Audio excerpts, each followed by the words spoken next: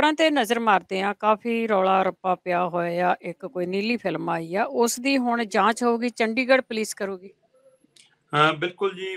ਪਿਛਲੇ 2 ਦਿਨਾਂ ਤੋਂ ਇਹ ਮਾਮਲਾ ਕਾਫੀ ਭਖਿਆ ਜਦੋਂ ਸੁਖਪਾਲ ਖਹਿਰਾ ਹੋਰੀ ਪੰਜਾਬ ਦੇ ਰਾਜਪਾਲ ਦੇ ਦਰਵਾਜ਼ੇ ਤੇ ਪਹੁੰਚਦੇ ਨੇ ਤੇ ਬੂਹਾ ਖੜਕਾ ਕੇ ਕਹਿੰਦੇ ਨੇ ਜੀ ਆਹ ਚੱਕੋ 2 ਵੀਡੀਓ ਤੇ ਜਿਹੜੀਆਂ ਪੰਜਾਬ ਦੇ ਇੱਕ ਮੰਤਰੀ ਦੀਆਂ ਲੱਗਦੀਆਂ ਨੇ, ਕਿਉਂਕਿ ਕਹਿੰਦੇ ਕਿ ਇਸ ਲਈ ਮੈਂ ਨਾਮ ਨਹੀਂ ਜਨਤਕ ਕਰਦਾ, ਮੈਂ ਵੀਡੀਓ ਨਹੀਂ ਜਨਤਕ ਕਰਦਾ, ਮੈਂ ਤੁਹਾਡੇ ਕੋਲ ਲੈ ਕੇ ਆਇਆ, ਤੁਸੀਂ ਪਹਿਲਾਂ ਜਾਂਚ ਕਰਾ ਲਓ ਕਿ ਕੱਲ ਨੂੰ ਇਹ ਨਾ ਹੋਵੇ ਕਿ ਐਡੀਟਿੰਗ ਕੀਤੀ ਗਈ ਹੈ, ਕੋਈ ਛੇੜਖਾਨੀ ਕੀਤੀ ਗਈ, ਕਿਸੇ ਨੂੰ ਝੂਠਾ ਬਦਨਾਮ ਕੀਤਾ ਗਿਆ, ਇਸ ਲਈ ਤੁਸੀਂ ਫੋਰੈਂਸਿਕ ਜਾਂਚ ਕਰਾਓ ਜੀ। ਉਸ ਤੋਂ ਬਾਅਦ ਇਹ ਬੰਦੇ ਤੇ ਕਾਰਵਾਈ ਕਰੋ, ਇਹਦੇ ਉੱਤੇ ਇਹਦੀ ਗ੍ਰਿਫਤਾਰੀ ਪਾਓ, ਇਹਨੂੰ ਅਹੁਦੇ ਤੋਂ ਹਟਾਓ, ਜੋ ਤੁਸੀਂ ਕਰਨਾ ਹੈ ਆਹ ਸੰਭੋ। ਉਹ ਦਸਤਾਵੇਜ਼ ਸੌਂਪ ਕੇ ਆਏ ਸੀਗੇ ਕਿ ਇੱਕ ਮੰਤਰੀ ਦੀਆਂ 2 ਵੀਡੀਓ ਨੇ ਜੀ, 8 ਮਿੰਟ ਦੀ, 4 ਮਿੰਟ ਦੀ। ਉਹਦੇ ਨਾਲ ਹੀ ਇੱਕੋ ਮਾਮਲਾ ਸੌਂਪ ਕੇ ਆਏ ਸੀਗੇ ਜੀ ਕਿ ਪੰਜਾਬ ਦਾ ਇੱਕ ਮੰਤਰੀ ਹੈ ਜੀ ਕਟਾਰੂ ਚੱਕ ਜੀ, ਆਹ ਦੇਖੋ ਜੀ ਕਿ ਉਹਦੇ ਆਪਣੇ ਮੁੰਡੇ ਨੂੰ ਲਾ ਲਿਆ ਜੀ, ਨਾਲ ਆਪਣੇ ਭਾਣਜੇ ਨੂੰ ਲਾ ਲਿਆ ਜੀ, ਆਪਣੇ ਰਿਸ਼ਤਿਆਂ ਨੂੰ ਲਾ ਲਿਆ ਜੀ, ਹਿਮਾਚਲ ਤੋਂ ਲਿਆ ਕੇ ਇੱਕ ਬੰਦੇ ਨੂੰ ਲਾ ਲਿਆ ਜੀ, ਉਹਨੂੰ ਟੈਲੀਫੋਨ ਆਪਰੇਟਰ ਲਾਇਆ ਜੀ, ਉਹਨੂੰ ਰਸੋਈਆ ਲਾਇਆ ਜੀ। ਸੋ ਇਹੋ ਜਿਹਾ ਕੋਈ ਦਸਤਾਵੇਜ਼ ਸੌਂਪ ਕੇ ਆਏ ਸੀ। ਇਹ ਮਾਮਲਾ ਵੀ ਕਹਿੰਦੇ ਜੀ ਗੌਰ ਕਰੋ ਜੀ ਕਿ ਪਰਿਵਾਰਵਾਦ ਨੂੰ ਕਿਵੇਂ, ਮਤਲਬ ਕਿ ਮੁੰਡਿਆਂ ਦਾ ਹੱਕ ਮਾਰ ਕੇ, ਸਥਾਨਕ ਲੋਕਾਂ ਦਾ ਹੱਕ ਮਾਰ ਕੇ ਕਿਹਨਾਂ ਨੂੰ ਨੌਕਰੀਆਂ ਦਿੱਤੀਆਂ ਜਾਂਦੀਆਂ, ਜਿਹੜੇ ਕਹਿੰਦੇ ਸੀ ਅਸੀਂ ਆਪਣਿਆਂ ਨੂੰ ਨਹੀਂ ਭਰਤੀ ਕਰਾਂਗੇ। ਉਸ 2 ਮਾਮਲੇ ਸੀ, 2 ਹੀ ਮਾਮਲੇ ਨਾਲੋਂ ਨਾਲ ਚੱਲੇ। ਤੇ ਪਰ ਇਸ ਮਾਮਲਿਆਂ ਦੇ ਦਰਮਿਆਨ ਹੀ ਕੱਲ ਜਦੋਂ ਪੰਜਾਬ ਦੇ ਮੁੱਖ ਮੰਤਰੀ ਭਗਵੰਤ ਮਾਨ ਹੋਰਾਂ ਨੇ ਦਫ਼ਤਰੀ ਸਮਾਂ ਬਦਲਣ ਦੇ ਹਵਾਲੇ ਨਾਲ ਸਵੇਰੇ 7:30 ਵਜੇ ਸਾਰਾ ਮੰਤਰੀ ਅਮਲਾ ਫਾਲਾ ਸੈਕਟਰੀਏਟ ਪਹੁੰਚਿਆ ਤੇ ਉਸ ਮੌਕੇ ਮੀਡੀਆ ਨਾਲ ਗੱਲਬਾਤ ਹੋਈ ਤਾਂ ਕਹਿੰਦੇ ਅੱਛਾ ਕਟਾਰੂ ਚੱਕ ਨੇ ਅਸਤੀਫਾ ਦਿੱਤਾ। ਮੈਨੂੰ ਨਹੀਂ ਪਤਾ, ਕਹਿੰਦੇ ਜੀ। ਪੱਤਰਕਾਰਾਂ ਨੇ ਸਵਾਲ ਕੀਤਾ ਕਿ ਰੌਲਾ ਪੈ ਰਿਹਾ ਜੀ ਕਟਾਰੂ ਚੱਕ ਨੇ ਅਸਤੀਫਾ ਦਿੱਤਾ, ਕਹਿੰਦੇ ਅੱਛਾ ਸਿਰਸਾ ਕਹਿੰਦਾ ਤਾਂ ਸਿਰਸੇ ਨੂੰ ਦਿੱਤਾ ਹੋਊਗਾ, ਮੇਰੇ ਕੋਲ ਨਹੀਂ ਆਇਆ। ਸੋ ਇਸ ਇੱਕ ਪਾਸੇ ਤਾਂ ਉਹਨਾਂ ਨੇ ਇਹ ਕਿਹਾ, ਦੂਸਰੇ ਪਾਸੇ ਉਹਨਾਂ ਨੇ ਇਹ ਵੀ ਕਿਹਾ ਕਿ ਨਾ ਮੇਰੇ ਕੋਲ ਕੋਈ ਫਿਲਮ ਆਈ ਆ, ਨਾ ਮੇਰੇ ਕੋਲ ਕੋਈ ਸ਼ਿਕਾਇਤ ਆਈ ਆ, ਨਾ ਮੇਰੇ ਕੋਲ ਵੀਡੀਓ ਆਈ ਆ। ਜਦੋਂ ਇਹ ਮਾਮਲਾ ਮੇਰੇ ਧਿਆਨ ਚ ਆਊਗਾ ਮੈਂ ਤਦ ਦੀ ਤਦ ਦੇਖੂੰਗਾ, ਇਸ ਲਈ ਇਸ ਮਾਮਲੇ ਤੇ ਕਹਿੰਦੇ ਮੈਂ ਕੋਈ ਟਿੱਪਣੀ ਨਹੀਂ ਕਰ ਸਕਦਾ। ਪਰ ਇਹ ਸਭ ਦੇ ਦਰਮਿਆਨ ਜਿਹੜਾ ਸਵਾਲ ਖੜਾ ਹੋਇਆ, ਉਹ ਸਵਾਲ ਖੜਾ ਹੋਇਆ ਕਿ ਹੁਣ ਪੰਜਾਬ ਦੇ ਰਾਜਪਾਲ ਨੇ ਉਹ 2 ਵੀਡੀਓ, ਜਿਹੜੀ 8 ਮਿੰਟ ਤੇ 4 ਮਿੰਟ ਦੀ ਆ, 12 ਮਿੰਟ ਦੀ ਉਹ ਵੀਡੀਓ ਆ, ਜਿਹਦੇ ਵਿੱਚ ਦਾਅਵਾ ਕੀਤਾ ਜਾ ਰਿਹਾ ਕਿ ਪੰਜਾਬ ਦਾ ਮੌਜੂਦਾ ਸਰਕਾਰ ਦਾ, ਆਮ ਆਦਮੀ ਪਾਰਟੀ ਦੀ ਸਰਕਾਰ ਦਾ, ਭਗਵੰਤ ਮਾਨ ਦੀ ਸਰਕਾਰ ਦਾ ਇੱਕ ਕੈਬਨਿਟ ਮੰਤਰੀ ਆ, ਔਰ ਬਦਲਾਅ ਵੀ ਪੁੱਠਾ ਆਇਆ ਉਸ ਫਿਲਮ ਦੇ ਵਿੱਚ। ਕਹਿੰਦੇ ਇਸ ਲਈ ਉਹ ਮਤਲਬ ਕਿ ਇਸ ਹਵਾਲੇ ਨਾਲ ਕਿ ਉਹਦੀ ਜਾਂਚ, ਉਹ ਪੰਜਾਬ ਦੇ ਰਾਜਪਾਲ ਨੇ ਪੰਜਾਬ ਸਰਕਾਰ ਨੂੰ ਜਾਂਚ ਕਰਨ ਦੇ ਹੁਕਮ ਦੇਣ ਦੇ ਲਈ, ਪੰਜਾਬ ਪੁਲਿਸ ਨੂੰ ਜਾਂਚ ਕਰਨ ਦੇ ਹੁਕਮ ਦੇਣ ਦੇ ਲਈ ਪੰਜਾਬ ਦੀ ਕਿਸੇ ਲੈਬ ਨੂੰ ਭੇਜਣ ਦੀ ਬਜਾਏ ਚੰਡੀਗੜ੍ਹ ਪੁਲਿਸ ਨੂੰ ਭੇਜਿਆ। ਇਹਦਾ ਮਤਲਬ ਰਾਜਪਾਲ ਨੇ ਸਾਫ਼ ਇਹ ਸੰਕੇਤ ਦਿੱਤਾ ਹੈ ਕਿ ਮੈਨੂੰ ਪੰਜਾਬ ਸਰਕਾਰ ਦੇ ਉੱਤੇ ਜਾਂ ਉਹਨਾਂ ਦੇ ਅਧਿਕਾਰੀਆਂ ਦੇ ਉੱਤੇ, ਉਹਨਾਂ ਦੀ ਟੀਮਾਂ ਦੇ ਉੱਤੇ, ਉਹਨਾਂ ਦੇ ਵਿਭਾਗਾਂ ਦੇ ਉੱਤੇ ਭਰੋਸਾ ਨਹੀਂ।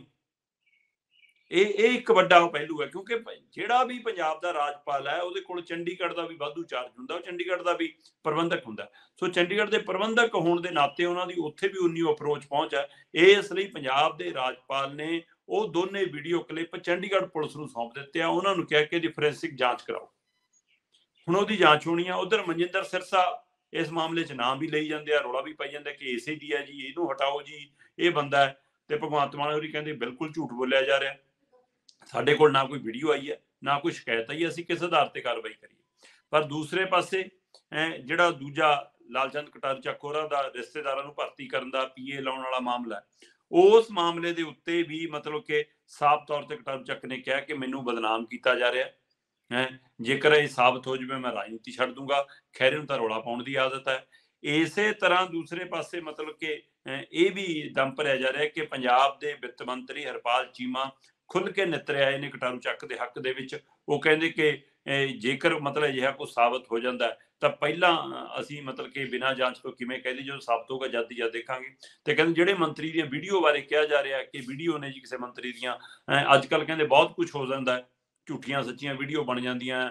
ਇਹ ਪਹਿਲਾਂ ਸਾਬਤ ਤਾਂ ਹੋ ਲੈਣ ਦਿਓ ਕਿ ਮੰਤਰੀ ਹੈ ਵੀ ਹੈ ਨਹੀਂ, ਉਹੀ ਬੰਦਾ ਕਿ ਨਹੀਂ, ਵੀਡੀਓ ਅਸਲੀ ਵੀ ਹੈ ਕਿ ਨਹੀਂ, ਉਹ ਤੋਂ ਬਾਅਦ ਗੱਲ ਕਰਿਓ। ਫਿਲਹਾਲ ਕਹਿੰਦੇ ਕਿ ਸਾਡੇ ਧਿਆਨ 'ਚ ਜਿਹਾ ਕੁਝ ਨਹੀਂ। ਇਸ ਲਈ ਇੱਕ ਤਰ੍ਹਾਂ ਨਾਲ ਆਪਣੀ ਸ਼ਾਖ, ਆਪਣੀ ਪਾਰਟੀ ਦੇ ਨੁਮਾਇੰਦੇ ਨੂੰ, ਆਪਣੇ ਐਮਐਲਏ ਨੂੰ, ਆਪਣੇ ਮੰਤਰੀ ਨੂੰ ਆਮ ਆਦਮੀ ਪਾਰਟੀ ਬਚਾਉਂਦੀ ਨਜ਼ਰ ਆ ਰਹੀ ਹੈ। ਹਾਂ, ਜੇਕਰ ਇਹ ਫੋਰੈਂਸਿਕ ਜਾਂਚ ਤੋਂ ਬਾਅਦ ਸਾਰਾ ਕੁਝ ਸੱਚ ਆ ਜਾਂਦਾ ਤੇ ਸਵਾਲ ਇਹ ਵੀ ਹੈ ਕਿ ਕੀ ਚੋਣਾਂ ਤੋਂ ਪਹਿਲਾਂ ਸਾਰਾ ਕੁਝ ਹੋ ਜਾਏਗਾ। ਅਗਲੇ 48 ਘੰਟੇ ਦੇ ਵਿੱਚ ਉਮੀਦ ਹੈ ਕਿ ਰਿਪੋਰਟ ਆ ਜਾਣੀ ਆ। ਉਹ ਤੋਂ ਬਾਅਦ ਫਿਰ ਸਵਾਲ ਹੈ ਕਿ ਰਾਜਪਾਲ ਉਹਨੂੰ ਜਨਤਕ ਕਰਦੇ ਨੇ, ਨਾਮ ਜਨਤਕ ਕਰਦੇ ਨੇ, ਉਹਦੇ ਪਰ ਇਨਕੁਆਇਰੀ ਭੇਜਦੇ ਨੇ ਜਾਂ ਪੰਜਾਬ ਦੀ ਸਰਕਾਰ ਨੂੰ ਕੋਈ ਹਦਾਇਤ ਭੇਜਦੇ ਨੇ, ਦੇਖਣ ਵਾਲੀ ਗੱਲ ਹੋਏਗੀ।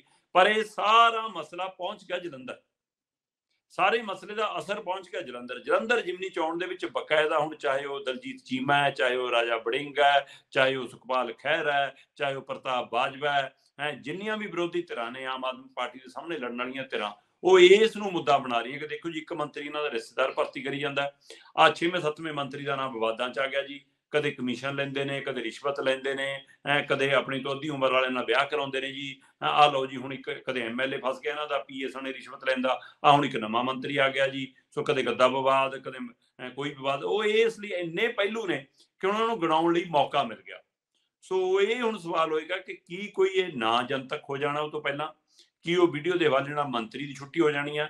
ਹੁਣ ਮੰਤਰੀ ਜਾਂਦਾ ਤਾਂ ਵੀ ਸਰਕਾਰ ਦੀ ਬਦਨਾਮੀ ਹੈ, ਉਹਨੂੰ ਬਚਾਉਂਦੇ ਨੇ ਪਰ ਵੀਡੀਓ ਦੇ ਵਿੱਚ ਕੋਈ ਸੱਚ ਸਾਹਮਣੇ ਆ ਜਾਂਦਾ ਤਾਂ ਵੀ ਬਦਨਾਮੀ ਹੈ, ਨਹੀਂ ਵੀ ਕੋਈ ਰਿਪੋਰਟ ਆਉਂਦੀ ਤਾਂ ਵੀ ਰਾਜਨੀਤੀ ਦੇ ਵਿੱਚ ਜਿਹੇ ਜਿਹੇ ਦਾਗ ਲੱਗਦੇ ਨੇ, ਉਹੀ ਜੀ ਹਵਾ ਹੀ ਬਹੁਤ ਹੁੰਦੀ ਹੈ ਔਰ ਹਵਾ ਹੀ ਉਹ ਬਦਨਾਮ ਇੰਨੀ ਕਰ ਦਿੰਦੀ ਹੈ ਕਿ ਬਚਣਾ ਬਹੁਤ ਔਖਾ ਹੈ। ਸੋ ਇਸ ਲਈ ਆਮ ਆਦਮੀ ਪਾਰਟੀ ਲਈ ਦੋਹਰੀ ਚੁਣੌਤੀ ਹੈ, ਇੱਕ ਆਪਣੇ ਕੈਬਨਿਟ ਮੰਤਰੀ ਦੀ ਸ਼ਾਖ ਨੂੰ ਬਚਾ ਕੇ ਉਸ ਦੀ ਬਹਾਲੀ ਬਰਕਰਾਰ ਰੱਖਣਾ, ਤੇ ਦੂਸਰਾ ਆਪਣੇ ਆਪ ਨੂੰ ਜਲੰਧਰ ਜੀਵਨੀ ਚੋਣ ਦੇ ਵਿੱਚ ਉੱਪਰ ਰੱਖਣ ਦੇ ਲਈ ਸਾਰੇ ਮਾਮਲਿਆਂ ਨੂੰ ਝੂਠਾ ਸਾਬਤ ਕਰਨਾ। ਪਰ ਹੁਣ ਫੋਰੈਂਸਿਕ ਜਾਂਚ ਦੱਸੂਗੀ ਜੀ ਕਿ ਕੀ ਸੱਚਾਈ ਹੈ ਕੀ ਨਹੀਂ, ਤੇ ਪੰਜਾਬ ਦੇ ਰਾਜਪਾਲ ਨੇ ਉਹ ਜਾਂਚ ਦੇ ਲਈ ਮਾਮਲਾ ਸਾਰਾ ਚੰਡੀਗੜ੍ਹ ਪੁਲਿਸ ਨੂੰ ਸੌਂਪ ਦਿੱਤਾ। ਬਿਲਕੁਲ ਜੀ, ਪੋਲਿਟਿਕਸ ਦੇ ਵਿੱਚ ਜਦੋਂ ਵੀ ਹੁੰਦੀਆਂ ਇਲੈਕਸ਼ਨਾਂ ਉਦੋਂ ਕੀ ਇਹ ਮਾਮਲੇ ਆਉਂਦੇ ਆ, ਬਾਅਦ ਵਿੱਚ ਤਾਂ ਚੁੱਪ ਚਾਂਦ ਹੀ ਹੋ ਜਾਂਦੀ ਆ।